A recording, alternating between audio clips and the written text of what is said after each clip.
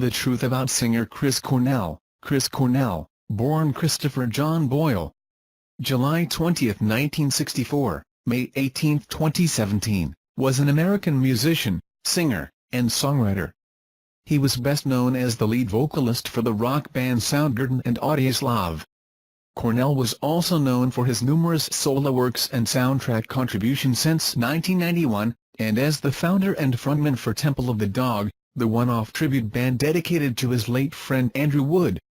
Cornell is considered one of the chief architects of the 1990s grunge movement, and is well known for his extensive catalog as a songwriter, his nearly 4-octave vocal range, and his powerful vocal belting technique. He released 4 solo studio albums: Euphoria Morning, 1999, Carry On, 2007, Scream, 2009, Higher Truth, 2015, and the live album Songbook, 2011. Cornell received a Golden Globe Award nomination for his song The Keeper, which appeared in the 2011 film Machine Gun Preacher, and co-wrote and performed the theme song to the James Bond film Casino Royale, 2006, You Know My Name.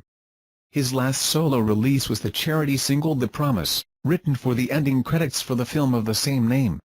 He was voted rock's greatest singer by readers of Guitar World, ranked 4th in the list of heavy metal's all-time top 100 vocalists by Hit Parader, 9th in the list of best lead singers of all time by Rolling Stone, and 12th in MTV's 22 Greatest Voices in Music. Across his entire catalog, Cornell has sold 14.8 million albums, 8.8 million digital songs, and 300 million on-demand audio streams in the U.S. alone, as well as over 30 million records worldwide.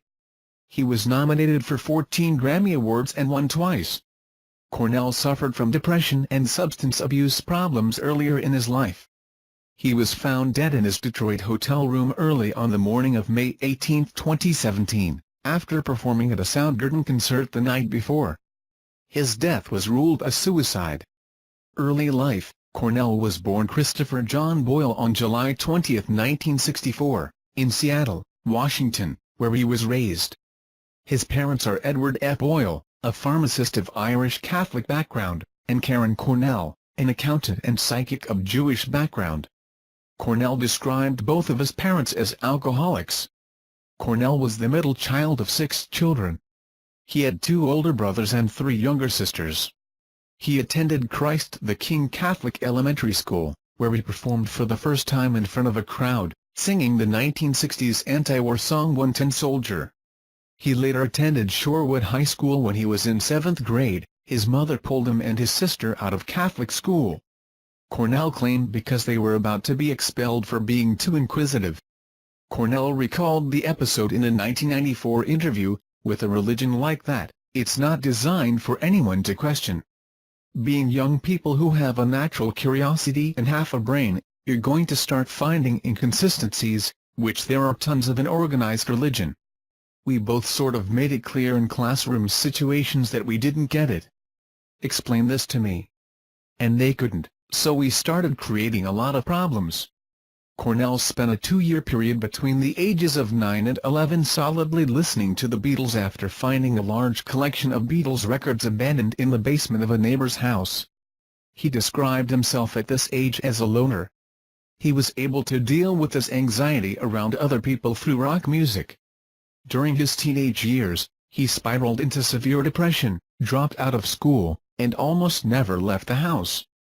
At the age of 12, he had access to alcohol, marijuana, acid, mushrooms and prescription drugs and used them daily. By 13, stopped for a year, but relapsed at age 15 for another year until he turned to music. Cornell took piano and guitar lessons as a child. He once explained that his mother saved his life when she bought him a snare drum, the instrument he adopted in beginning his path to become a rock musician. Before becoming a successful musician, he worked as a busboy, as a dishwasher, as a fish handler at a seafood wholesaler and was a sous chef at Ray's Boathouse in Seattle. In the early 1980s, Cornell was a member of a cover band called The Shemps, which featured bassist Hiro Yamamoto and performed around Seattle. After Yamamoto left The Shemps, the band recruited guitarist Kim Thale.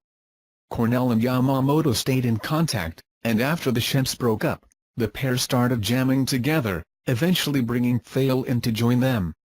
Recording career, 1984 to 1997 and 2010 to 2017, Soundgarden, main article, Soundgarden. Soundgarden was formed in 1984 by Cornell, Thale and Yamamoto, with Cornell originally on drums and vocals. In 1985, the band enlisted Scott Sundquist as the drummer to allow Cornell to concentrate on vocals. The band's first recordings were 3 songs that appeared on a compilation for CZ Records called Deep Six. In 1986, Sundquist, who by that point had a wife and a child, decided to leave the band and spend time with his family. He was replaced by Med Cameron, the drummer for Skinyard, who became Soundgarden's permanent drummer. Soundgarden signed to Sub Pop, releasing the Screaming Life EP in 1987 and the FOP EP in 1988. A combination of the two was issued as Screaming Life FOP in 1990. Though the band was being courted by major labels, they signed to independent label SST Records in 1988 to release their debut album, Ultra Mega OK, for which they earned a Grammy Award nomination for Best Metal Performance in 1990. The band subsequently signed with A&M Records, becoming the first grunge band to sign to a major label. In 1989, the band released their second effort and their first for a major label, Louder Than Love. Following the album's release, Yamamoto left the band to finish his master's degree in physical chemistry at Western Washington University. He was replaced by former Nirvana guitarist Jason Everman. Everman was fired following Soundgarden's tour supporting Louder Than Love. In 1990, the band was joined by a new bassist, Ben Shepherd. Along with Nirvana, Alice in Chains, and Pearl Jam, Soundgarden quickly became one of the most successful bands from Seattle's emerging grunge scene in the early 1990s.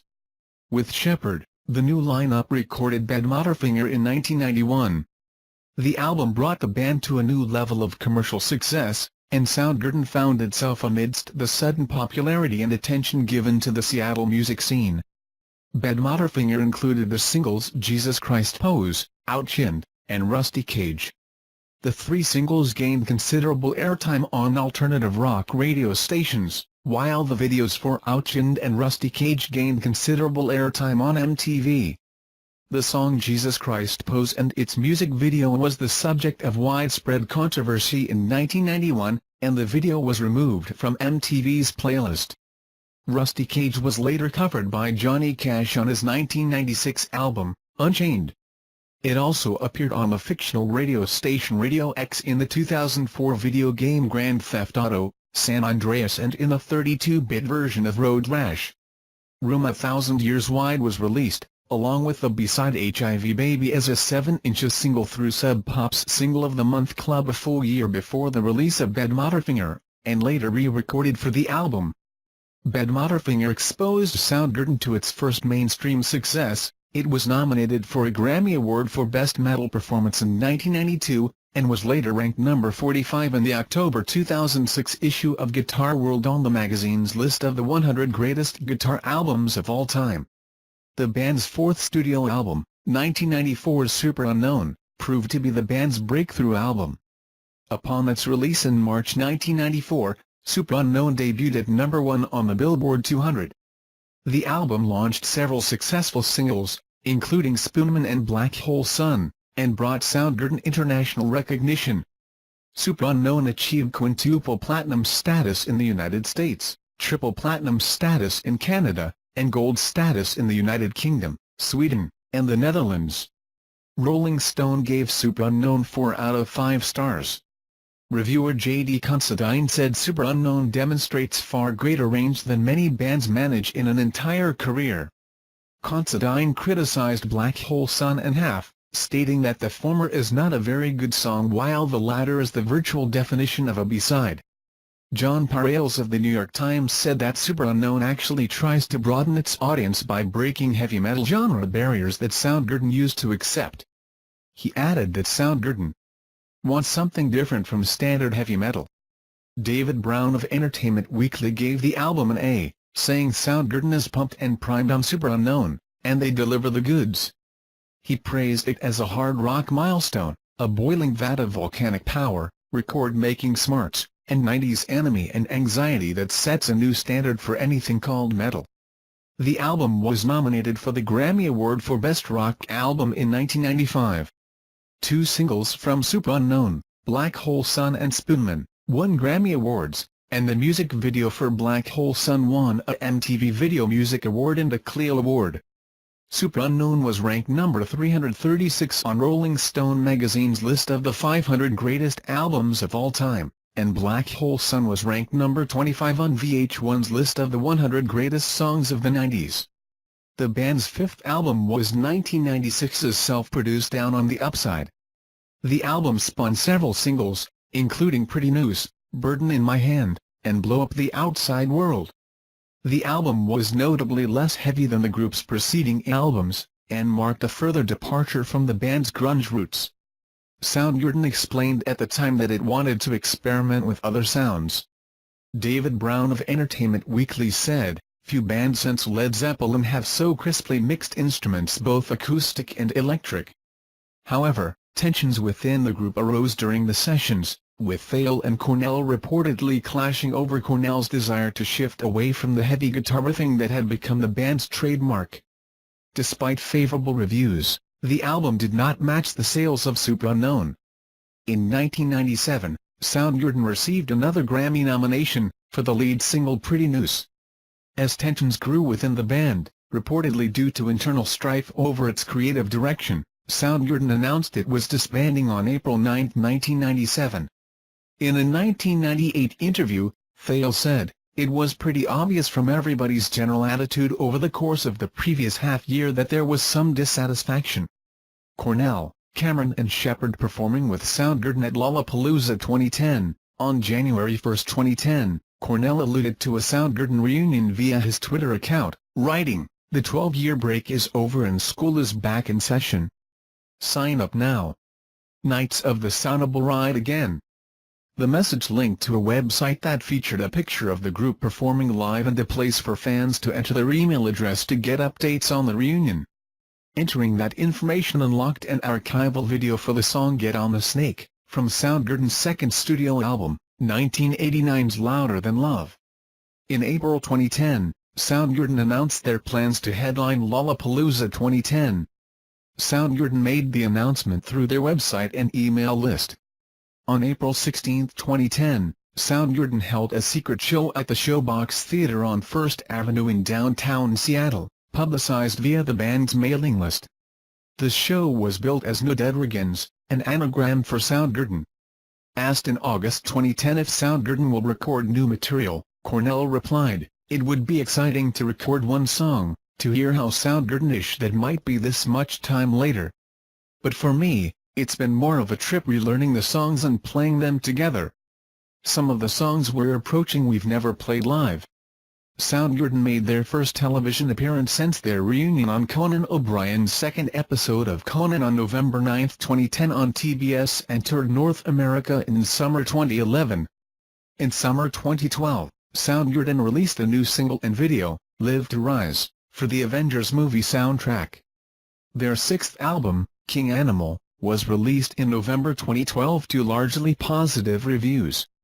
Soundgarden had continued to tour worldwide, and guitarist Kim Thale mentioned in several interviews that the band was to begin work on material for their seventh album. 1998 to 2000 and 2006 to 2017, solo career. In 1998, Cornell began working on material for a solo album on which he collaborated with Elaine Johannes and Natasha Schneider of the band 11. The album, titled Euphoria Morning, was released on September 21, 1999. In his first ever solo tour, Cornell spent 7 months on the road from September 13, 1999 to March 7, 2000, playing 61 shows in support of Euphoria Morning. Cornell performed 2 of those coinciding with the debut of the album on September 21 and 22, 1999 at the Henry Fonda Theater in Hollywood, California. Attendance for the shows were high, considering he performed the initial shows before fans were even familiar with the music. The touring band was made up of some of the contributing musicians Elaine Johannes, Natasha Schneider, Rick Markman, and Greg Upchurch. The album proved commercially unsuccessful, selling 393,000 copies in the U.S., Although the album's single Can't Change Me was nominated for Best Male Rock Vocal Performance at the 2000 Grammy Awards, Cornell recorded a version of Can't Change Me in French. This version is a bonus on Euphoria Morning's deluxe version. The album includes Wave Goodbye, Cornell's tribute to his late friend Jeff Buckley. 68-69. It has been noted that Euphoria Morning is influenced by Buckley's songwriting and distinctive vocal style. The album was re-released in 2015 on CD and vinyl and retitled Euphoria Morning, with Cornell stating in the press release that he had originally intended the album to be called that, but his manager at the time, Jim Garnott, suggested that Euphoria Morning without the U would be a better title. The title was so beautifully poetic to begin with, just the concept of euphoria in morning. It was a moment I felt inspired and I let all the air out of it. So when we decided to do its first vinyl release I thought, I want to change the fucking title. Laughs, it's time to change it, Cornell stated. An unreleased song called Heart of Honey was also recorded in collaboration with Johannes and Schneider during this period. According to Elaine Johannes, Heart of Honey was recorded for the film Titan AE but not used. The song leaked on the internet. While on his solo tours between 2011 to 2016, Cornell would often pay tribute to the late Natasha Schneider and play the song, When I'm Down, from the album Euphoria Morning that Schneider produced, accompanied by a vinyl recording of the original piano track that Schneider performed for the song. Though not officially released onto CD, an hour-long acoustic concert Cornell performed on September 7, 2006 at Oberon in Stockholm, is widely available for download under the title Chris Cornell, Unplugged in Sweden. A promotional CD for his solo album, Carry On, was released in March 2007, titled The Roads We Choose, a retrospective. The 17-song CD included songs from Soundgarden, Temple of the Dog, Audioslave and Cornell's solo work. On June 5, 2007, Cornell released a second solo album, Carry On, produced by Steve Lillywhite. It debuted at number 17 on the American Billboard charts. Among the artists who accompanied him on his second solo release was friend Gary Lucas, who contributed acoustic guitar to some of the tracks. Cornell has stated that he is always writing, and that there are some songs that he was not able to put onto an Audioslave album. While recording his second solo album, Cornell was involved in a motorcycle accident. He was apparently rear-ended by a truck in Studio City, Los Angeles while riding his motorcycle and catapulted 20 feet into the air. He was able to walk away from the accident, but had severe cuts and bruises. He returned to the studio later that day. Cornell performing live in Melkweg in Amsterdam, the Netherlands in 2007. In 2007, Cornell appeared as support to Aerosmith on at least two legs of their 2007 World Tour Dublin, London, and Hyde Park, and to Linkin Park in Australia and New Zealand. These shows form part of his own ongoing world tour which began in April 2007 and continued into 2008 and 2009. Cornell has described his touring band, comprising guitarist Yogi Lanik and Peter Thorne, bassist Corey McCormick and drummer Jason Sutter, as musicians that could get the whole picture, playing music by Soundgarden and Audioslave, as well as his solo material. In 2008, Cornell was featured on the main stage of Linkin Park's Project Revolution tour. Throughout the tour, Cornell collaborated with Linkin Park's Chester Bennington while performing Hunger Strike, and with Street Drum Corps for a number of his Soundgarden tracks. While Linkin Park would perform their Grammy-winning song Crawling, he would appear on stage singing the second verse of the song, the outro, and harmonies Aaron Lewis provided for the reanimation version.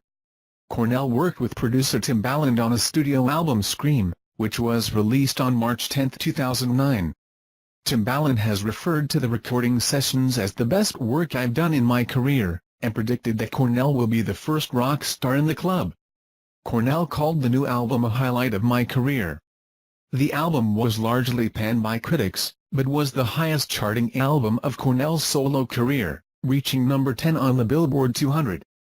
Chris Cornell performing at Chord Festival 2009, Kristiansand, Norway. On April 2, 2009, Cornell took over Atlanta rock station, Project 961, WKLS. For 24 hours the station became Chris FM and included a 2-hour special of Cornell singing and playing his favorite songs of his career with the stories behind them, leading up to a rebroadcast of his solo show from the previous night. On September 11, 2009, Cornell performed John Lennon's Imagine on The Tonight Show with Conan O'Brien.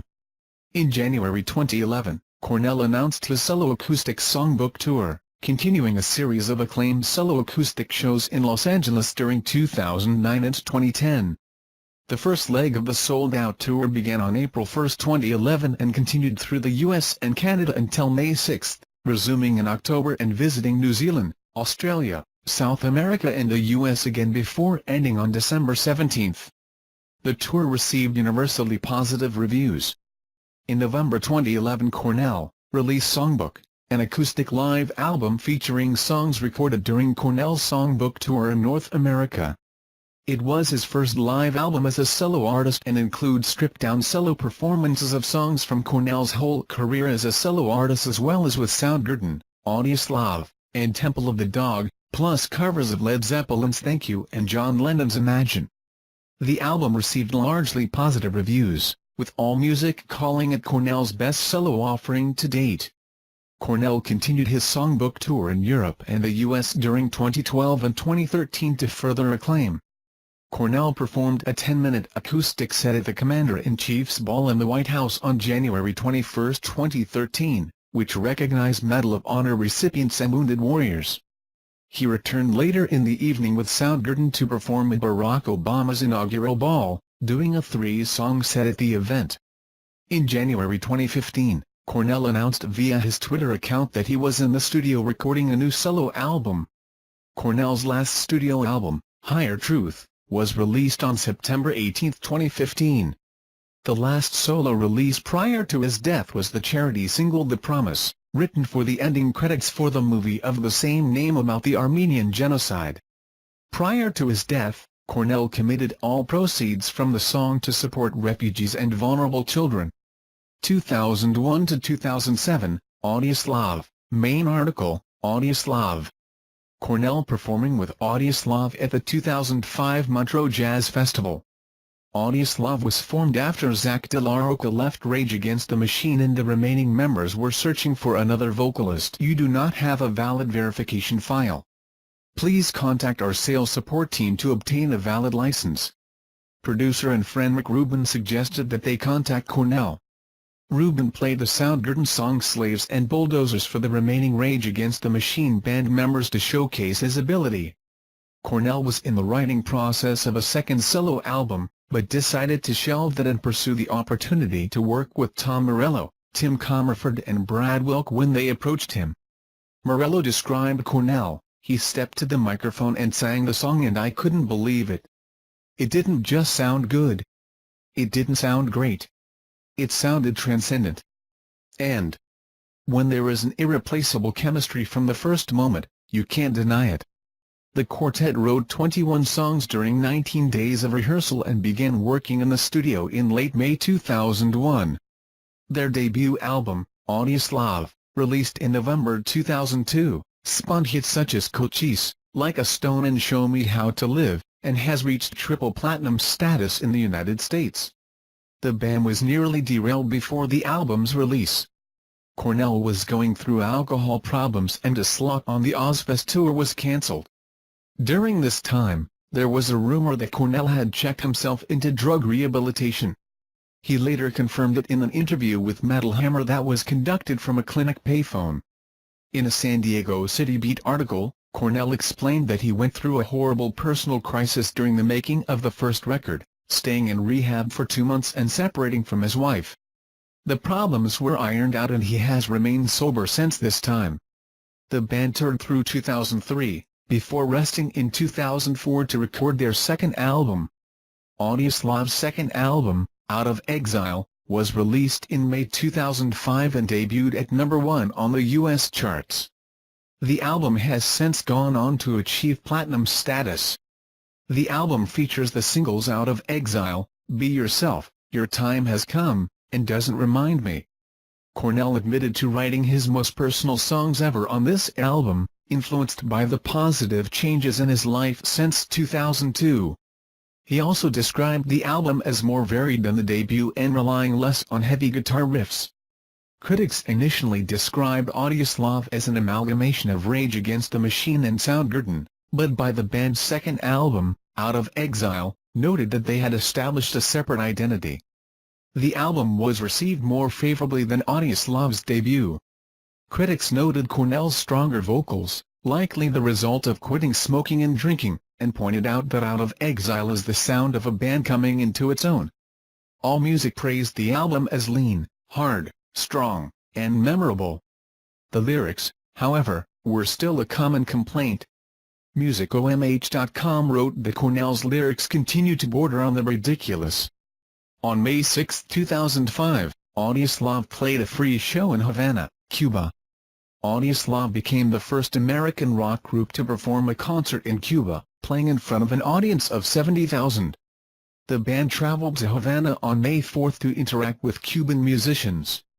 Cornell commented, "Hopefully, this concert will help to open the musical borders between our two countries." The 26-song set concert was the longest the band had ever played. In early 2006 the band returned, recording their third album as they had written most of the material during the tour. The band released the album, titled Revelations, in September 2006. Revelations was influenced by 1960s and 1970s funk and R&B music. The first two singles were Original Fire and Revelations. Two of the songs from the third album, Shape of Things to Come and Wide Awake, were also prominently featured in Michael Mann's 2006 film, Miami Vice, prior to the release of the album. Despite the exposure to other forms of media and the positive critical buzz for the third album, Audioslave did not tour behind the release. They went into hiatus to allow Cornell to complete You Know My Name, the theme song for the 2006 James Bond film, Casino Royale, and Morello to pursue his own solo work under the moniker of The Night Watchman. All of Audioslave's lyrics were written by Cornell, whilst all four members were credited with writing the music. Their songwriting process was described by Woke as more collaborative and satisfying than Rage Against the Machines, which was a battle creatively. Cornell, for his part, saw Soundgarden's songwriting method as inferior to Audioslave's. Cornell's lyrics were mostly apolitical. Audioslave's Morello referred to them as haunted, existential poetry. They were characterized by his cryptic approach, often dealing with themes of existentialism, love, hedonism, spirituality and Christianity. Cornell's battle with addiction to prescription drugs and alcoholism was a defining factor in the writing and recording process. Even though the singer admitted that he was never able to write effectively while drinking, and attended rehab after recording the debut album, Morello stated that Revelations was the first record Cornell didn't smoke, drink or take drugs through the recording. However, Morello said, "Chris was stone sober during the making of our Out of Exile album. Chris was also sober during the making of Revelations, and prior to recording he gave up smoking as well. I apologize for any confusion or concern that was stirred up by the original article. Sobriety can be a matter of life or death, and Chris' courage in maintaining his health for years has been an inspiration." News about Cornell's departure emerged in July 2006, when insiders stated that after the third album he would leave to pursue for a solo career. The singer immediately denied the rumors, stating, "We hear rumors that Audioslave is breaking up all the time. I always just ignore them." On February 15, 2007, Cornell officially announced his departure from Audioslave, stating that due to irresolvable personality conflicts as well as musical differences, "I am permanently leaving the band Audioslave. I wish the other three members nothing but the best in all of their future endeavors." As the other three members were busy with the Rage Against the Machine reunion with De La Roca coming back, and Morello and Cornell had each released solo albums in 2007, Audioslave officially disbanded. On January 17, 2017, it was announced that Audioslave would reunite for their first show in 12 years at Prophets of Rage's anti-inaugural ball, protesting President Donald Trump's inauguration as President of the United States. The event took place on January 20, 2017. asked in February 2017 if there would be more Audioslave reunion shows in the future, frontman Cornell replied, "It's always a possibility. I mean, we've been talking about it for at least 3 or 4 years now. We were talking about actually picking dates, and it just ended up not working out because everybody's so busy. They have another band again, they all have separate bands that they do themselves, I have Soundgarden and a solo career that's taking up a lot of time, and I just did Temple of the Dog. So, it's really honestly as simple as we end up having a window of time where it's comfortable for everybody and we want to do it, because I definitely feel like everybody's up for it."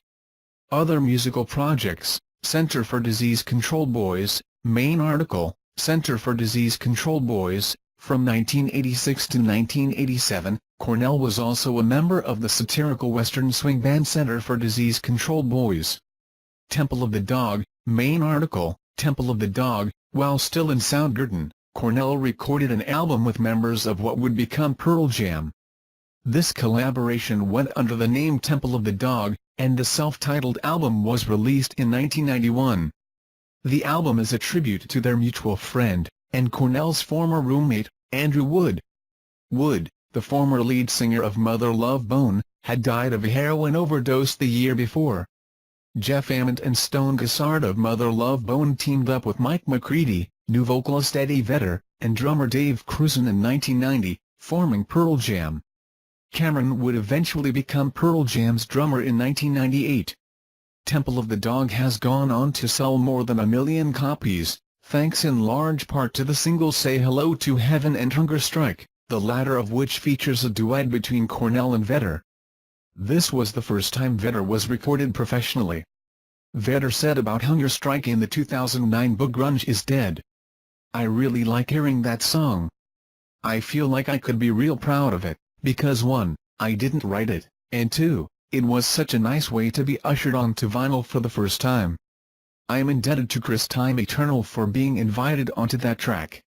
During a 2003 Pearl Jam show at the Santa Barbara Bowl, Cornell appeared as a surprise guest. After playing a short acoustic set, Cornell joined Vedder and the rest of the band to perform Hunger Strike and Reach Down.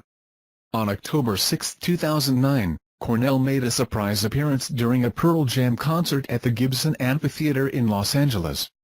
The reunited Temple of the Dog played Hunger Strike. At the end of the concert, Cornell took a bow with the band along with Jerry Cantrell of Alice in Chains. In September 2011, he joined members of Pearl Jam for a Temple of the Dog live reunion at the 2-day PJ20 Festival at Alpine Valley, Wisconsin. On both October 25 and 26, 2014, Cornell joined Pearl Jam on stage to perform Hunger Strike at Shoreline Amphitheater in Mountain View, California during the 28th Annual Bridge School Benefit, the latter being the last time that Vedder and Cornell performed the song together.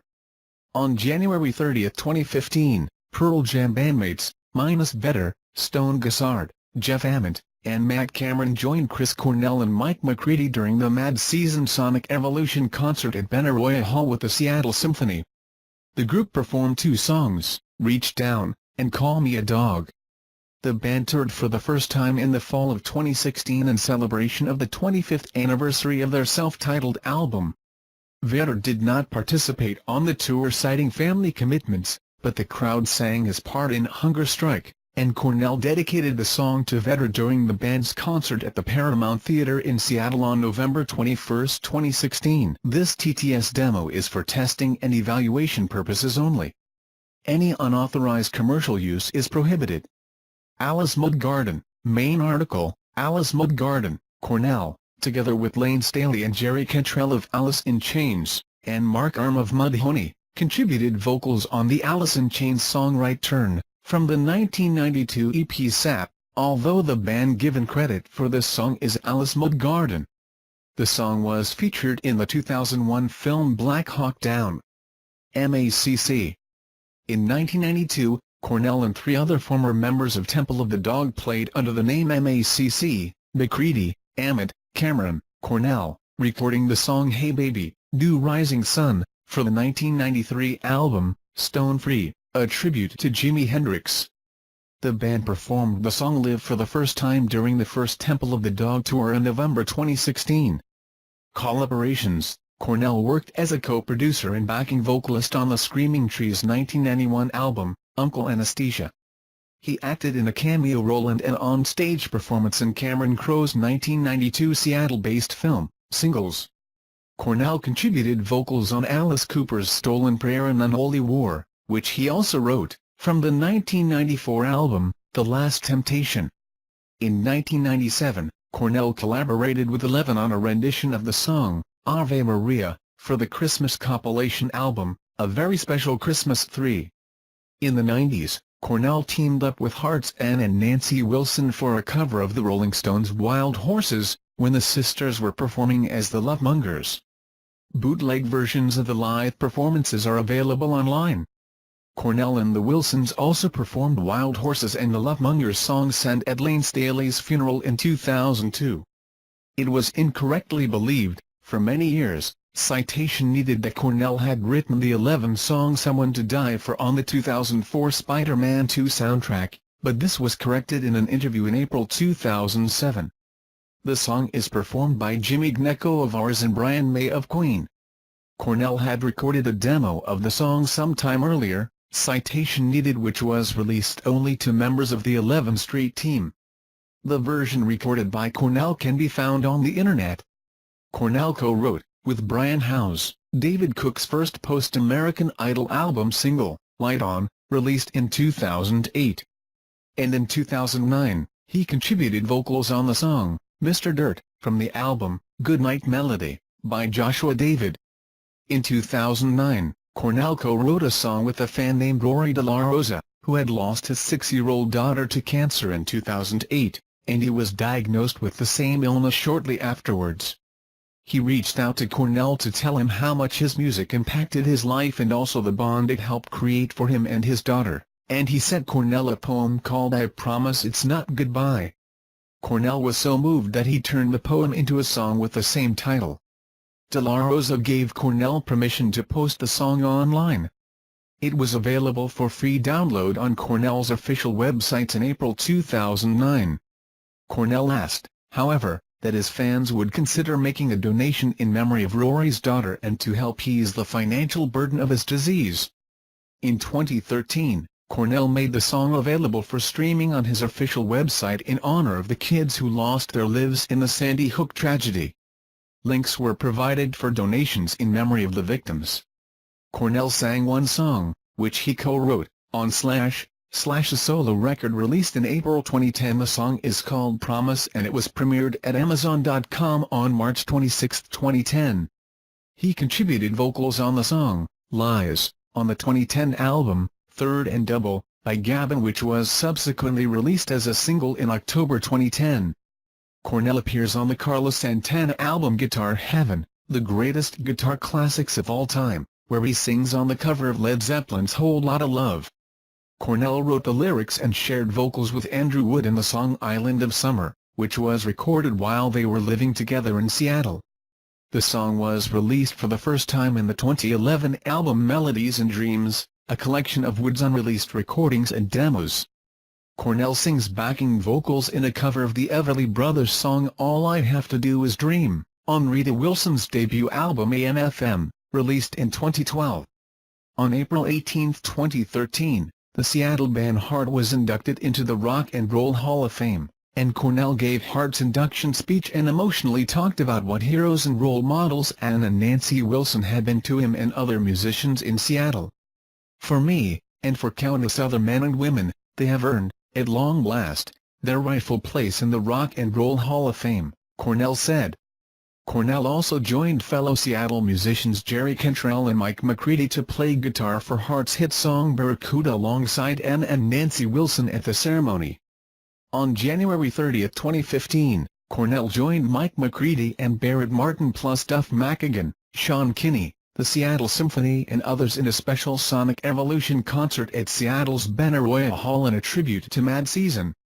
The performance was released as a live album in August 2015, entitled Mad Season / Seattle Symphony, Sonic Evolution / January 30, 2015 / Benaroya Hall. Proceeds will benefit the Seattle Symphony and Vitalogy Foundation.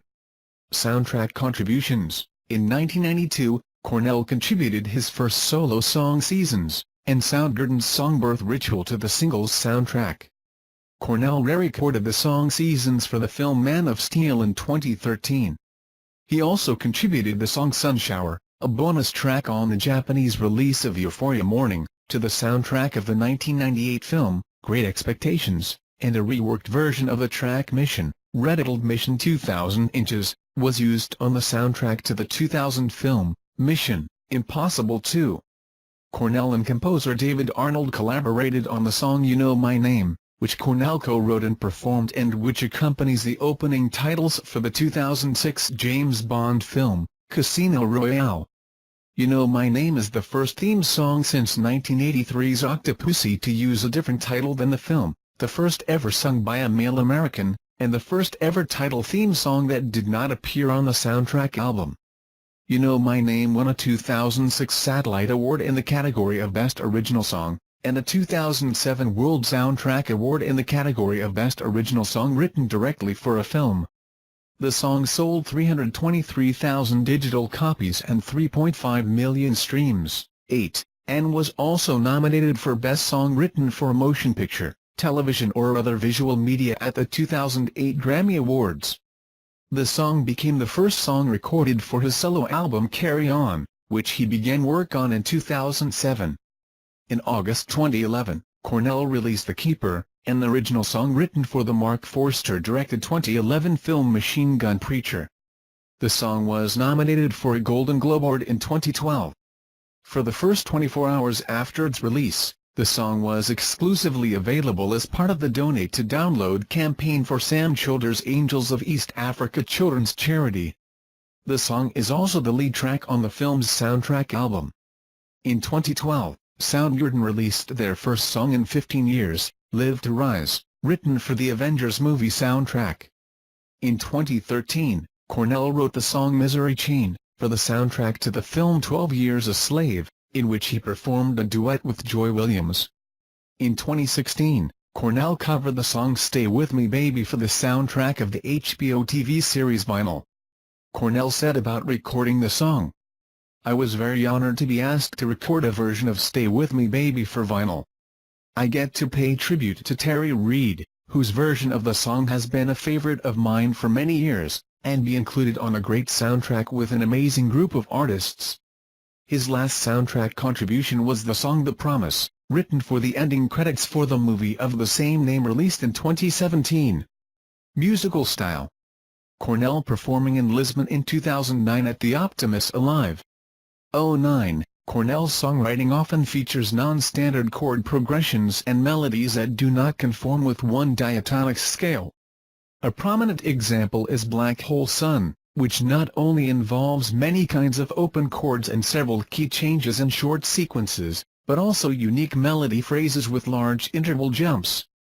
A recurrent characteristic is his use of major-only chord sequences, Sweet Euphoria, Pretty News, which also leads to more subtle key changes. Cornell's most concentrated example of his own songwriting style remains on his first solo album Euphoria Morning, as his subsequent works, whether with Audioslave or on his later solo albums, tend toward the conventional and only occasionally contain short but inventive interludes, for example, Like a Stone, Disappearing Act, No Such Thing. Cornell had a multi-octave range. He was a baritone with an ability to sing extremely high in the tenor range, as well as in the lower register of a baritone voice. He showcased this in various songs, most notably the studio and the demo versions of Beyond the Wheel, where he can be heard spanning 3 octaves. He also experimented with various different vocal styles, ranging from light falsetto to brutal screams and chants. In addition to singing rock and metal mainly with Soundgarden and Audioslave, Cornell sang the blues, neo-soul and stripped-down acoustic numbers. Prior to his passing, Cornell traced his primary musical influence back to Little Richard via the Beatles. Other work: Cornell made a cameo in the 1992 film Singles. He was the face of fashion producer John Varvatos' 2006 AD campaign. Cornell became a restaurateur with the opening of his restaurant, Black Calavados, in Paris, and was also the owner of the music publishing company You Make Music I Make Music.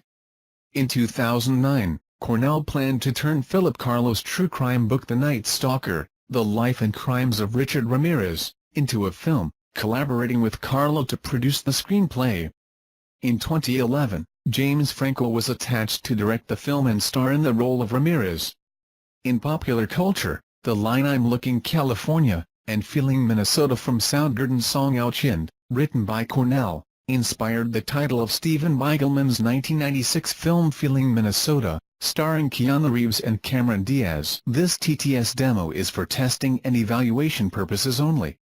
Any unauthorized commercial use is prohibited. Cornell's song Preaching the End of the World from his debut solo album Euphoria Morning, inspired the title of Lorene Scafaria's 2012 film Seeking a Friend for the End of the World, starring Steve Carell and Keira Knightley. Personal life: in 1985, Cornell started dating Susan Silver, the manager of Alice in Chains, Soundgarden and Screaming Trees, and they got married in 1990. They had a daughter, Lillian Jean, born in June 2000. He and Silver divorced in 2004. In December 2008, Cornell reported via his official website that he had finally won back his collection of 15 guitars after a 4-year court battle with Silver. In 2004, he married Vicky Karagiannis, a Paris-based American publicist of Greek heritage. The couple had a daughter together, Tony, in September 2004, and a son, Christopher Nicholas, in December 2005. In 2012, the Cornells created the Chris and Vicky Cornell Foundation, which works for homeless, poor, abused or neglected children. In 2013, a portion of proceeds from ticket sales went to benefit the cause. In a 2008 television interview, Cornell said about religion, "I don't follow any particular one. Ultimately I think I'm sort of a free thinker and kind of open. So many bad things as well as good things have happened based on people just sort of blindly following religion that I kind of feel like I want to stay away from any type of specific denomination or any religion period. If for no other reason than just that. I don't want to be involved with anything or condone any school of thought that at some point and in some way causes the death of innocent people, or tragedies where initial fantastic ideas are distorted. Like the life, for example, of Jesus is well documented. It's corroborated by different people, who had different backgrounds, and different levels of education. And they wrote about it. We know that this guy existed, and we know pretty much what he said, and it's pretty simple. Everything from that point on in terms of wars and fighting over land and territories and religious things, none of that was even included in anything he said. His message was pretty simple: be really nice to each other and everything will be okay." Friendship with Andrew Wood and Eddie Vedder. Cornell was a close friend of late singer Andrew Wood, who was his roommate in Seattle. While living together, Cornell and Wood recorded the song Island of Summer, which was written by Cornell and is the only existing recording from the two of them singing together. The song was released in 2011 in the album Melodies and Dreams, a solo album from Andrew Wood featuring unreleased songs he recorded throughout his life. Wood's sudden death in 1990 led Cornell to make a tribute album for him with the band Temple of the Dog. In a 2016 interview with The Guardian promoting the first tour of Temple of the Dog, Cornell said about Wood's death, "I've always had a really difficult time with loss. I didn't deal well with Andy's death. After he died, numerous times I'd be driving and I would look out the window and I thought I saw him. It would take me 5 minutes to update to the moment and realize, no, he's actually dead." This tour, in a sense, is the dealing. It's facing the reality. When asked if it is legitimate to read a songwriter's demise into his lyrics after the fact during a 1994 interview with Rolling Stone reflecting on Kurt Cobain's suicide, Cornell said, "When Andy died, I couldn't listen to his songs for about 2 years after that, and it was for that reason. His lyrics often seem as though they can tell that story. But then again, my lyrics often could tell the same one. In terms of seeing everything as a matter of life and death, if that's what you're feeling at the time, then that's what you're going to write. It's sort of a morbid exchange when somebody who is a writer like that dies, and then everyone starts picking through all their lyrics. In Kurt's case, whatever he was thinking and whatever he was writing, there wasn't an arrow pointing at what his demise was. It's a stream of thought, it's a possibility, It's definitely something that somebody was feeling when they were writing. It doesn't mean that it's going to happen. But it doesn't necessarily mean that it isn't either. Cornell was good friends with Pearl Jam frontman Eddie Vedder. Cornell was one of the first people that Vedder met outside his Pearl Jam bandmates after moving to Seattle in 1990. The two were neighbors for a while and had shared vocal duties in Temple of the Dog. Soundgarden manager Susan Silver recalled in the 2009 book Grunge is Dead, The Oral History of Seattle Rock Music, that Cornell walked Vedder on stage at Pearl Jam, then named Mookie Blaylock's second show in Seattle. Alice in Chains filmed the show at Moore Theatre in 1990, and that was the show this new band Mookie Blaylock opened for them. Everyone was still reeling from Andy Andrew Wood's death and they hadn't really played out yet. The band came on and Chris carried Eddie onto the stage. He was on his shoulders. It was one of those super powerful moments, where it was all a big healing for everybody. He came out as this guy who had all the credibility in the world, in terms of people in Seattle, and Malfunction and Mother Love Bone were love bands. Andy was such an endearing personality. It was a hard thing to do, to show up after people die. And Chris bringing Eddie out, and pointing at him, as much to say, this is your guy now. Pearl Jam lead guitarist Mike McCready said about their friendship. Ed was from San Diego and he felt very intimidated in Seattle. Chris really welcomed him. Ed was super shy. Chris took him out for beers and told him stories. He was like, hey, welcome to Seattle. I love Jeff and Stone Gossard, I give you my blessing. From then on he was more relaxed. It was one of the coolest things I saw Chris do. In a 2009 interview with Uncut magazine, Vedder stated that Cornell was the best singer that we've got on the planet. About the impact that Cornell had in his life, Vedder told a crowd in Alpine Valley while introducing Cornell before performing Hunger Strike with him in September 2011. I had no idea how he would affect my life and my views on music and my views on friendship and what a big impact he would have. These guys, the other members of Pearl Jam, know him much longer than me and his impact is profound. The friendship between Vedder and Cornell is also featured in the 2011 documentary Pearl Jam 20.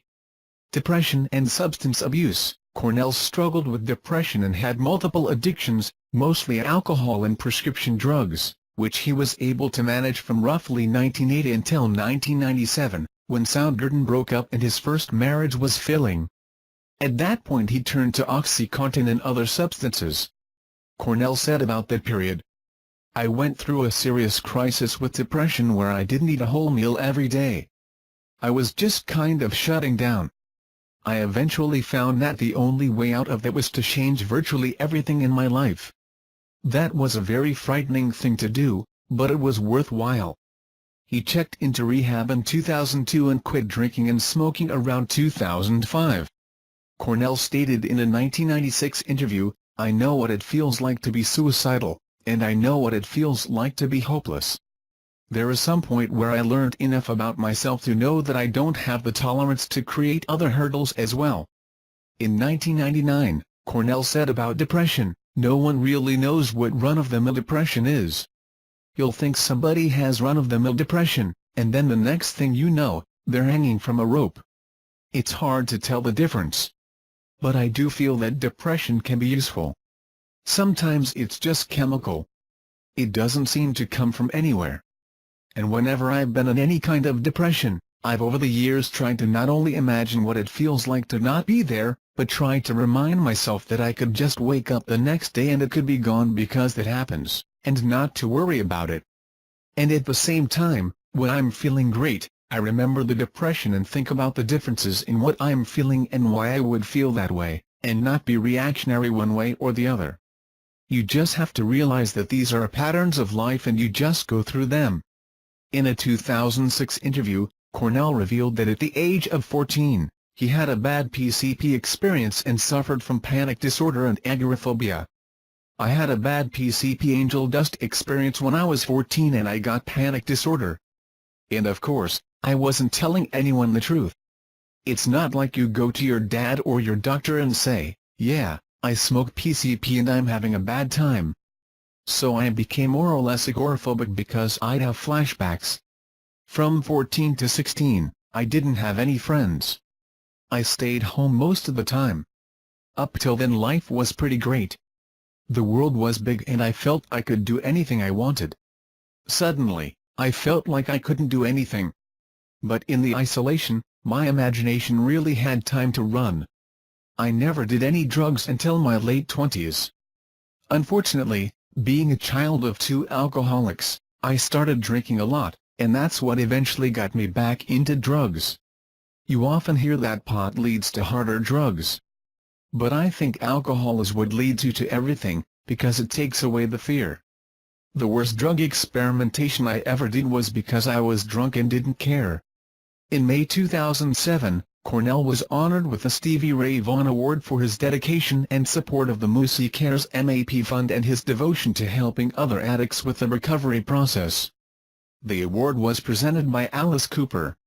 When asked how he beat his addictions, Cornell stated, "It was a long period of coming to the realization that this way, sober, is better. Going through rehab, honestly, did help. It got me away from just the daily drudgery of depression and either trying to not drink or do drugs or doing them, and they give you such a simple message that any idiot can get, and it's just over and over, but the bottom line is really, and this is the part that is scary for everyone, the individual kinda has to want it. Not kinda, you have to want it and to not do that crap anymore or you will never stop and it will just kill you." This is a demo of the voice-text English TTS system. There's nothing you can do.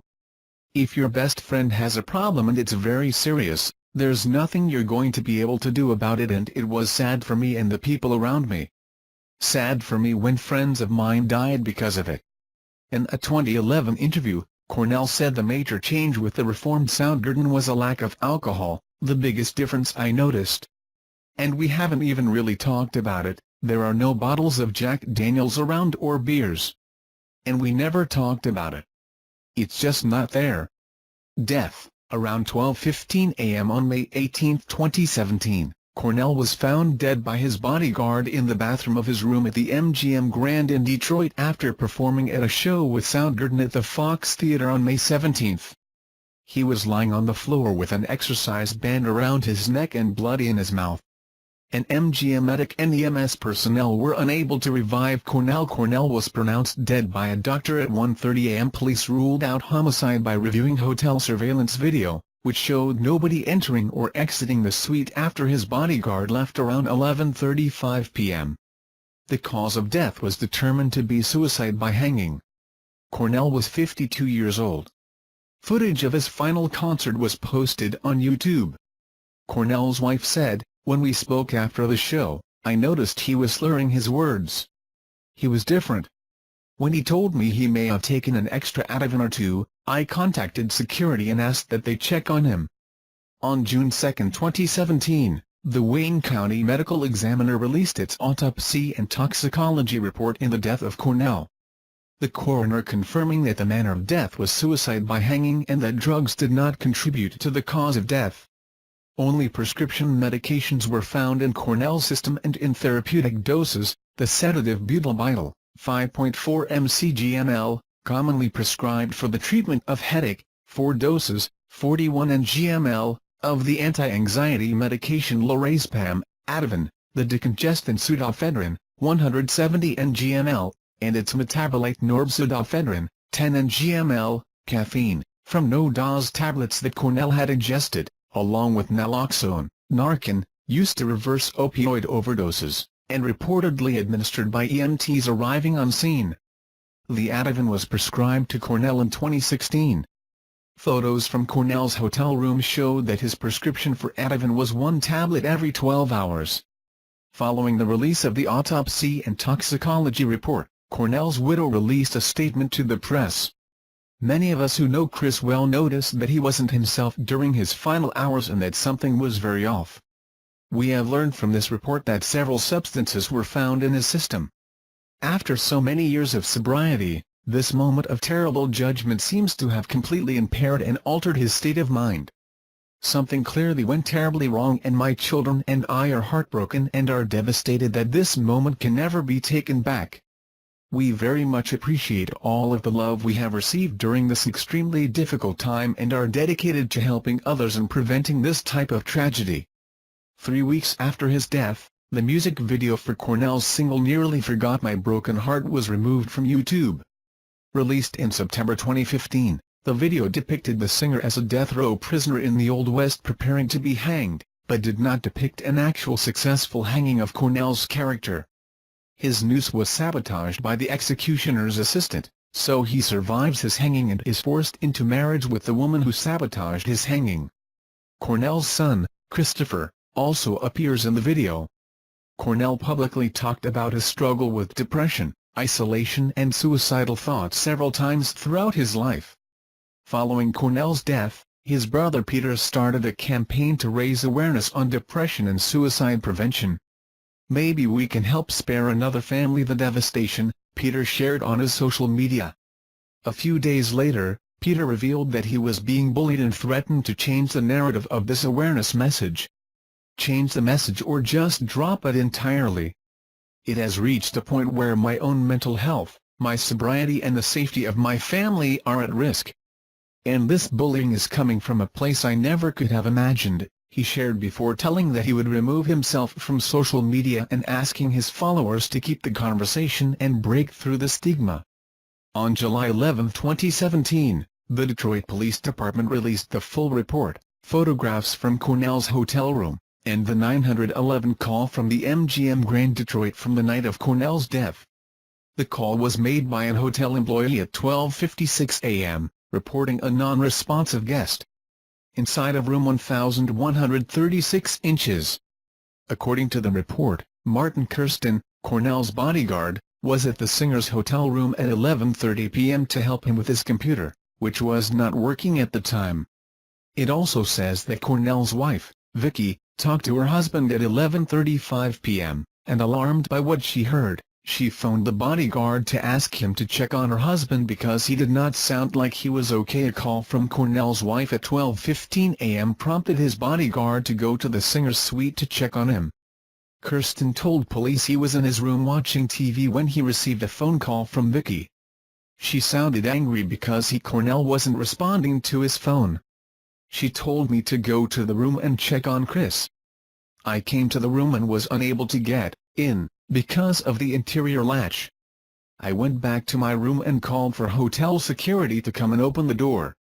They refused, saying that it wasn't my room, although I told them that he was my employer and that I had a key." Kirsten told police he went to Cornell's room at 12:15 a.m., but couldn't access the locked room. He then had a telephone conversation with Vicky Cornell. "I told Vicky that they wouldn't come open the door and she told me to kick it open. I did. Upon entry, I found the bedroom door locked. I called the hotel operator and told her that I needed security to open the bedroom door. They refused again, and I told them that I'm going to damage the hotel room and they need to send security, call 911 and call an ambulance. I kicked the bedroom door 6 to 7 times before it somehow popped open. I went inside and the bathroom door was partially open and I could see his feet," Kirsten told police in a signed statement. Kirsten said that Vicky was on the phone with him the whole time asking for updates. "She told me that she called the front desk and they hung up on her. It was a female. She called back a couple minutes later and a male answered, saying that it was the first that he was hearing about the incident." Kirsten said in a statement that he loosened the band around Cornell's neck then tried to resuscitate him by compressing his chest.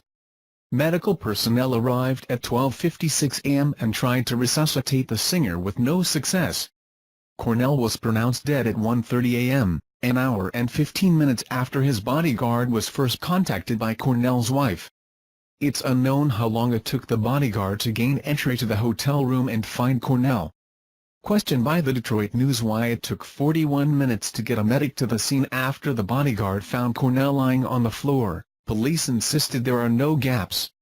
Investigators looked at the length of the phone call between Cornell and his wife, and the calls the bodyguard made to security and checked video surveillance footage from the hotel hallway, and determined the timeline was accurate and the bodyguard's story checked out. Memorial and Tributes. The grave of Chris Cornell, at Hollywood Forever Cemetery. Cornell's body was cremated on May 23, 2017. His funeral took place on May 26, 2017, at the Hollywood Forever Cemetery in Los Angeles. Attendees and speakers at the ceremony included Soundgarden members Kim Thayil, Matt Cameron, and Ben Shepherd, and former members Hiro Yamamoto and Scott Sundquist, along with Audioslave's Tom Morello, and Pearl Jam Temple of the Dog members Jeff Ament and Mike McCready. The mourners included friends and families as well as many notable musicians and others. Cornell's ashes were placed next to his friend Johnny Ramone's cenotaph statue. Ramone is not buried there, he was cremated and his ashes were retained by his widow. Seattle's Space Needle Observation Tower went dark from 9 to 10 p.m. local time on May 18, 2017 in honor of Cornell and his contributions to the city's music scene. In the same night, Ann Wilson paid tribute to Cornell singing Soundgarden's Black Hole Sun on Jimmy Kimmel Live. Soundgarden's drummer, Matt Cameron, was the first of Cornell's former bandmates to comment on his death, saying "My Dark Night is gone" via Facebook. Pearl Jam, who Cameron also drums for, released a tribute on their website with a picture of Cornell entitled Chris. Cornell's Audioslave bandmate, Tom Morello, wrote a poem in tribute to him. Alice in Chains paid tribute with a photo of Cornell on their social media pages with the caption "We are heartbroken." Faith No More changed the homepage of the band's official website to a tribute to Cornell after his death. The message can still be seen on the website as of November 2017. The Seattle Mariners held a pre-game tribute to Cornell prior to their game against the Chicago White Sox on May 19 with a moment of silence and video board tribute to Cornell. Oakland Athletics' player Trevor Plouffe changed his walk-up music to Black Hole Sun to honor Cornell. Linkin Park dedicated their performance of One More Light on Jimmy Kimmel's show to Cornell. During the 2017 Billboard Music Awards, Imagine Dragons lead singer, Dan Reynolds, paid tribute to Cornell, remembering his life and career and asking for a moment of silence as a photo of Cornell filled television screens at home and the monitors in the venue. During his solo concert in London on June 6, 2017, Eddie Vedder talked for the first time about Cornell since his death, saying "He wasn't just a friend, he was someone I looked up to like my older brother, and I will live with those memories in my heart and I will love him forever." Your license has expired, or you do not have a valid license verification file. Please contact our sales support team for more information. Cornell's former Audioslave bandmates paid tribute to him during a Prophets of Rage concert in Berlin on June 7, playing an instrumental version of Like a Stone with a single spotlight shining down on an empty mic at center stage as the audience filled in on vocals. At the Alternative Press Music Awards on July 17, the band Pierce the Veil paid tribute to Cornell with a rendition of Black Hole Sun while images of Cornell were displayed on a screen above the stage. Near the end of the performance, an audio of Cornell singing the song was played. On Cornell's 53rd birthday on July 20, 2017, Pearl Jam guitarist Stone Gossard, who played with Cornell in Temple of the Dog, wrote a letter to him in a post on Pearl Jam's official website. Cornell and Gossard share the same birthday. In August 2017, Seattle-based singer Sean Smith announced a single in tribute to Cornell, "The Way You Made Your Garden Grow," set to be released on his first solo vinyl album. Smith said in a statement, "Written and recorded in loving tribute to the glorious Chris Cornell, who left us the day before this session. We will never stop singing your songs. Goodbye for now, Chris. Love never dies."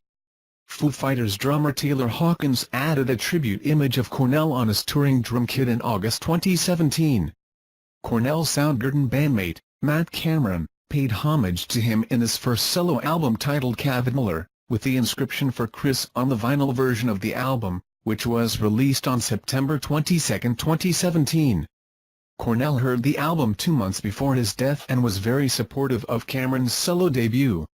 The movie American Satan, released in October 2017, paid tribute to Cornell and other artists who have died since. Production on the movie began with a music video featuring the band portrayed in the film, The Relentless, playing a cover of Neil Young's song "Hey Hey, My My, Into the Black." Connections to other singers' suicides. Music journalists noted apparently coincidental relationships between Cornell's suicide and those of two other rock singers, one in the past and another shortly afterward, who also hanged themselves. Theodore Decker of the Columbus Dispatch, the daily newspaper in Columbus, Ohio, where Cornell was due to play his next show, noted that Ian Curtis, lead singer of the British post-punk band Joy Division, whom Cornell had said in a 1994 Rolling Stone interview was popular with the members of Soundgarden, took his life on May 18, 1980, exactly 37 years before Cornell, and by the same method. Curtis, known for lyrics that, as Cornell sometimes had, explored despair and depression, had become legendary as a result after his death, Decker recalled. However, Stephen Morris, one of Curtis's bandmates, who later became New Order, recalled Curtis not as the brooding rock deity Decker said he became posthumously, but as an ordinary bloke just like you or me. Decker recalled the other deaths of musicians who had risen from Seattle's grunge scene in the early 1990s and called on Cornell's fans to remember that he too was a human being who might still be alive if he had gotten the help he needed. 2 months after Cornell's death, on July 20, the day that would have been Cornell's 53rd birthday, Chester Bennington, lead singer of Linkin Park, hanged himself. Bennington had been a close friend of Cornell's. The two had performed together on occasion, and Bennington was godfather to Cornell's son Christopher. At Cornell's funeral he sang Leonard Cohen's Hallelujah. Bennington's family and bandmates said he had taken Cornell's death hard. Mike Shinoda, who co-founded Linkin Park with Bennington, said the singer had been unable to complete a performance of the band's song One More Light, about the death of a friend, both in rehearsals and live, when they appeared on Jimmy Kimmel Live. Shortly after Cornell's death. Legacy. In a 1989 interview with Rolling Stone, Axl Rose declared, "I enjoy Soundgarden. The singer Cornell just buries me. The guy sings so great." Rose also stated that Cornell was the best vocalist in rock. In a 2009 interview, Ronnie James Dio stated, "I think Chris Cornell is such a great singer, and those guys from Soundgarden write so well and always write well. I mean, I love what he's done with Audioslave and the things he's done since then." Eddie Vedder declared in a 2009 interview that Cornell was the best singer that we've got on the planet. In April 2017, Scott Stapp stated that Cornell was the greatest pure rock singer. "I'm really a huge fan of him, and everything that he has done. I just think all around that he is an extremely talented artist, songwriter, singer, and guitar player.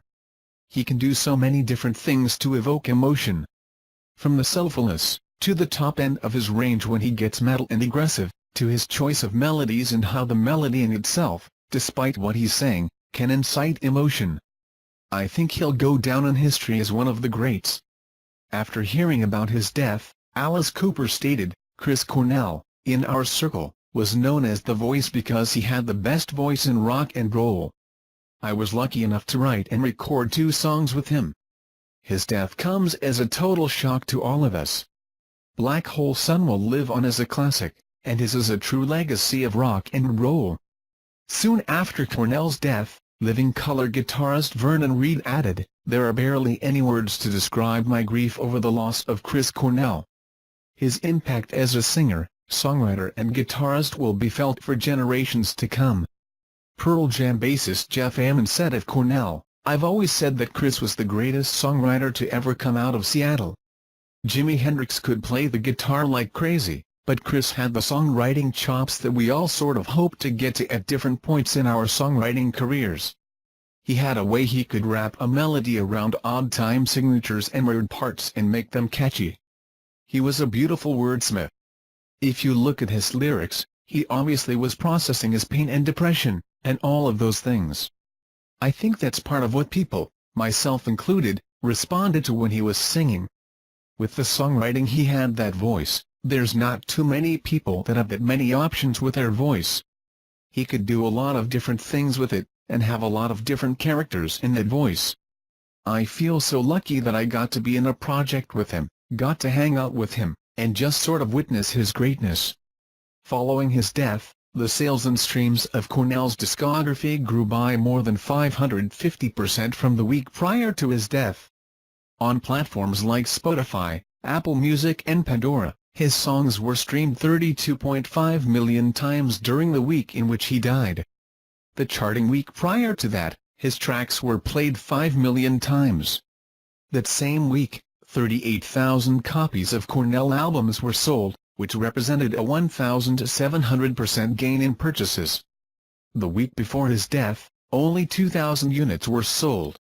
Several songs and albums by Cornell populated Billboard's rock charts, including 7 new entries on the Hot Rock Songs survey.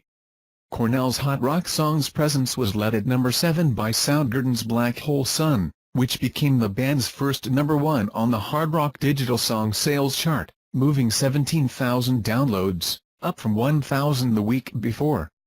The song also drew 4 million U.S. streams, up from 1.3 million. Black Hole Sun marked the band's best rank on the Hot Rock Songs since Live to Rise peaked at number 4 in June 2012. Soundgarden's Fell on Black Days, No 16, and Spoonman, No 19, appeared on Hot Rock Songs, along with tracks by Audioslave, Like a Stone at number 10, Show Me How to Live at number 21, and I Am the Highway at number 25, and Temple of the Dog's Hunger Strike at number 18. The top 7 spots on Hard Rock Digital Song Sales belong to Cornell-affiliated titles. Soundgarden Super Unknown debuted at number 5 on Top Rock Albums, 17,000 units, up from 1,000 titles from Audioslave. Temple of the Dog and Cornell's solo career also made various lists, including Audioslave's self-titled album, No 10, 11,000 and Soundgarden's Badmotorfinger, No 19, 7,000. Discography. Main article, Chris Cornell Discography. Cornell released 5 solo albums. Soundgarden produced 6 albums, 5 EPs and 2 greatest hits compilations. He released 3 albums with Audioslave and 1 album with Temple of the Dog. Despite this large discography, Cornell only released 1 retrospective compilation, which was given a limited release. Cornell also produced the Screaming Trees album Uncle Anesthesia. Solo releases, Euphoria Morning, 1999, Carry On, 2007, Scream, 2009, Songbook, 2011, Higher Truth, 2015, albums with Soundgarden. Main article, Soundgarden Discography, albums with Audioslave. Main article, Audioslave Discography, album with Temple of the Dog, 1991.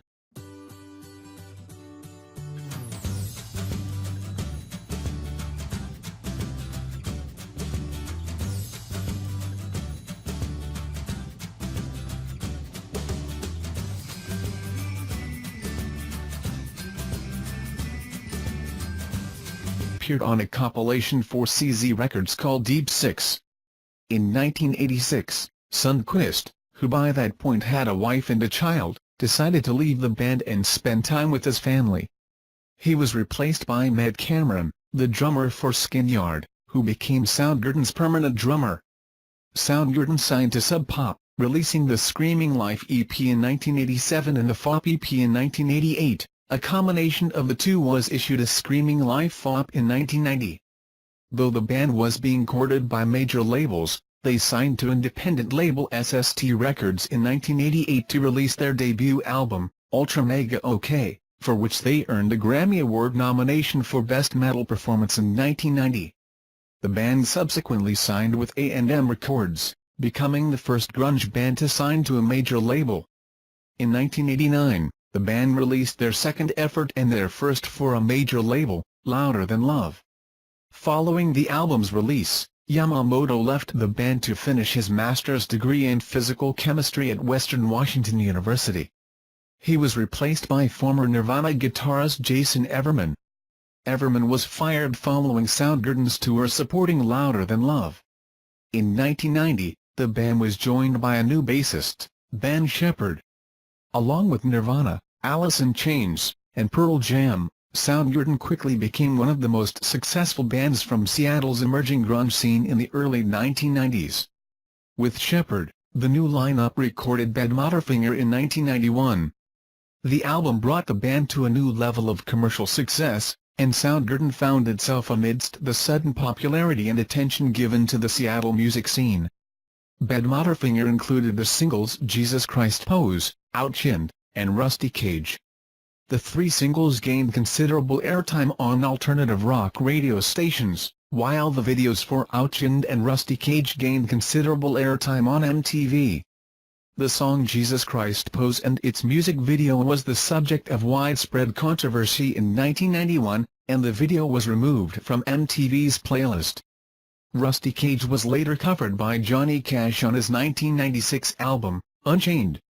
It also appeared on the fictional radio station Radio X in the 2004 video game Grand Theft Auto: San Andreas and in the 32-bit version of Road Rash. Room 1,000 Years Wide was released, along with the B-side HIV Baby as a 7-inch single through Sub Pop's Single of the Month Club a full year before the release of Badmotorfinger, and later re-recorded for the album. Badmotorfinger exposed Soundgarden to its first mainstream success. It was nominated for a Grammy Award for Best Metal Performance in 1992, and was later ranked number 45 in the October 2006 issue of Guitar World on the magazine's list of the 100 greatest guitar albums of all time. The band's fourth studio album, 1994's Super Unknown, proved to be the band's breakthrough album. Upon its release in March 1994, Super Unknown debuted at number 1 on the Billboard 200. The album launched several successful singles, including Spoonman and Black Hole Sun, and brought Soundgarden international recognition. Super Unknown achieved quintuple platinum status in the United States, triple platinum status in Canada, and gold status in the United Kingdom, Sweden, and the Netherlands. Rolling Stone gave Super Unknown 4 out of 5 stars. Reviewer J.D. Considine said Super Unknown demonstrates far greater range than many bands manage in an entire career. Considine criticized Black Hole Sun and Half, stating that the former is not a very good song while the latter is the virtual definition of a B-side. John Parales of the New York Times said that Super Unknown actually tries to broaden its audience by breaking heavy metal genre barriers that Soundgarden used to accept. He added that Soundgarden wants something different from standard heavy metal. David Brown of Entertainment Weekly gave the album an A, saying Soundgarden is pumped and primed on Super Unknown, and they deliver the goods. He praised it as a hard rock milestone, a boiling vat of volcanic power, record-making smarts, and 90s enemy and anxiety that sets a new standard for anything called metal. The album was nominated for the Grammy Award for Best Rock Album in 1995. 2 singles from Super Unknown, Black Hole Sun and Spoonman, won Grammy Awards, and the music video for Black Hole Sun won a MTV Video Music Award and a Clio Award. Super Unknown was ranked number 336 on Rolling Stone magazine's list of the 500 greatest albums of all time, and Black Hole Sun was ranked number 25 on VH1's list of the 100 greatest songs of the 90s. The band's fifth album was 1996's self-produced Down on the Upside. The album spawned several singles, including Pretty News, Burden in My Hand, and Blow Up the Outside World. The album was notably less heavy than the group's preceding albums, and marked a further departure from the band's grunge roots. Soundgarden explained at the time that it wanted to experiment with other sounds. David Brown of Entertainment Weekly said, "Few bands since Led Zeppelin have so crisply mixed instruments." And 3 younger sisters. He attended Christ the King Catholic Elementary School, where he performed for the first time in front of a crowd, singing the 1960s anti-war song One Tin Soldier. He later attended Shorewood High School when he was in 7th grade. His mother pulled him and his sister out of Catholic school. Cornell claimed because they were about to be expelled for being too inquisitive. Cornell recalled the episode in a 1994 interview, "With a religion like that, it's not designed for anyone to question. Being young people who have a natural curiosity and half a brain, you're going to start finding inconsistencies, which there are tons of in organized religion. We both sort of made it clear in classroom situations that we didn't get it. Explain this to me. And they couldn't, so we started creating a lot of problems." Cornell spent a 2-year period between the ages of 9 and 11 solidly listening to the Beatles after finding a large collection of Beatles records abandoned in the basement of a neighbor's house. He described himself at this age as a loner. He was able to deal with his anxiety around other people through rock music. During his teenage years, He spiraled into severe depression, dropped out of school, and almost never left the house. At the age of 12, he had access to alcohol, marijuana, acid, mushrooms and prescription drugs and used them daily. By 13, stopped for a year, but relapsed at age 15 for another year until he turned to music. Cornell took piano and guitar lessons as a child. He once explained that his mother saved his life when she bought him a snare drum, the instrument he adopted in beginning his path to become a rock musician. Before becoming a successful musician, he worked as a busboy, as a dishwasher, as a fish handler at a seafood wholesaler and was a sous chef at Ray's Boathouse in Seattle. In the early 1980s, Cornell was a member of a cover band called The Shemps, which featured bassist Hiro Yamamoto and performed around Seattle. After Yamamoto left The Shemps, the band recruited guitarist Kim Thale. Cornell and Yamamoto stayed in contact, and after The Shemps broke up, the pair started jamming together, eventually bringing Thale in to join them. Recording career, 1984 to 1997 and 2010 to 2017, Soundgarden, main article, Soundgarden. Soundgarden was formed in 1984 by Cornell, Thale and Yamamoto with Cornell originally on drums and vocals. In 1985, the band enlisted Scott Sundquist as the drummer to allow Cornell to concentrate on vocals. The band's first recordings were 3 songs that it's both acoustic and electric. However, tensions within the group arose during the sessions, with Thale and Cornell reportedly clashing over Cornell's desire to shift away from the heavy guitar riffing that had become the band's trademark. Despite favorable reviews, the album did not match the sales of Super Unknown. In 1997, Soundgarden received another Grammy nomination, for the lead single Pretty Noose. As tensions grew within the band, reportedly due to internal strife over its creative direction, Soundgarden announced it was disbanding on April 9, 1997. In a 1998 interview, Thale said, "It was pretty obvious from everybody's general attitude over the course of the previous half-year that there was some dissatisfaction." Cornell, Cameron and Shepard performing with Soundgarden at Lollapalooza 2010. On January 1, 2010, Cornell alluded to a Soundgarden reunion via his Twitter account, writing, "The 12-year break is over and school is back in session. Sign up now. Knights of the Soundable ride again."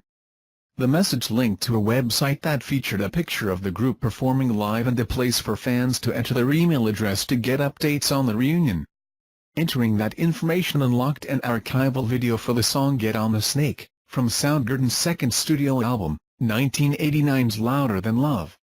In April 2010, Soundgarden announced their plans to headline Lollapalooza 2010. Soundgarden made the announcement through their website and email list.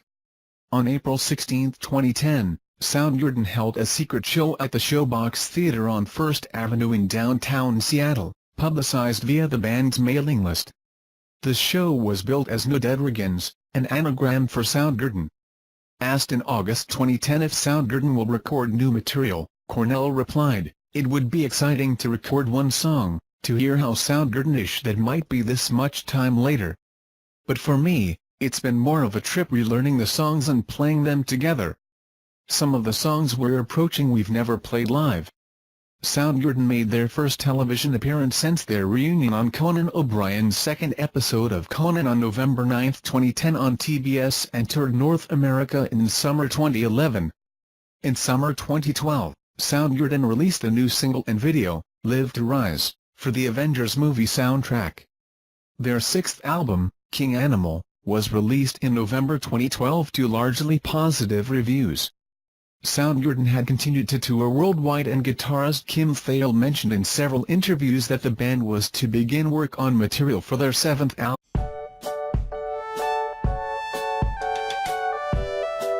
The truth about singer Chris Cornell. Chris Cornell, born Christopher John Boyle. July 20, 1964, May 18, 2017, was an American musician, singer, and songwriter. He was best known as the lead vocalist for the rock band Soundgarden and Audioslave. Cornell was also known for his numerous solo works and soundtrack contributions since 1991, and as the founder and frontman for Temple of the Dog, the one-off tribute band dedicated to his late friend Andrew Wood. Cornell is considered one of the chief architects of the 1990s grunge movement, and is well known for his extensive catalog as a songwriter, his nearly 4-octave vocal range, and his powerful vocal belting technique. He released 4 solo studio albums: Euphoria Morning, 1999, Carry On, 2007, Scream, 2009, Higher Truth, 2015, and the live album Songbook, 2011. Cornell received a Golden Globe Award nomination for his song The Keeper, which appeared in the 2011 film Machine Gun Preacher, and co-wrote and performed the theme song to the James Bond film Casino Royale, 2006, You Know My Name. His last solo release was the charity single The Promise, written for the ending credits for the film of the same name. He was voted rock's greatest singer by readers of Guitar World, ranked 4th in the list of heavy metal's all-time top 100 vocalists by Hit Parader, 9th in the list of best lead singers of all time by Rolling Stone, and 12th in MTV's 22 Greatest Voices in Music. Across his entire catalog, Cornell has sold 14.8 million albums, 8.8 million digital songs, and 300 million on-demand audio streams in the U.S. alone, as well as over 30 million records worldwide. He was nominated for 14 Grammy Awards and won twice. Cornell suffered from depression and substance abuse problems earlier in his life. He was found dead in his Detroit hotel room early on the morning of May 18, 2017, after performing at a Soundgarden concert the night before. His death was ruled a suicide. Early life: Cornell was born Christopher John Boyle on July 20, 1964, in Seattle, Washington, where he was raised. His parents are Edward F. Boyle, a pharmacist of Irish Catholic background, and Karen Cornell, an accountant and psychic of Jewish background. Cornell described both of his parents as alcoholics. Cornell was the middle child of 6 children. He had 2 older brothers.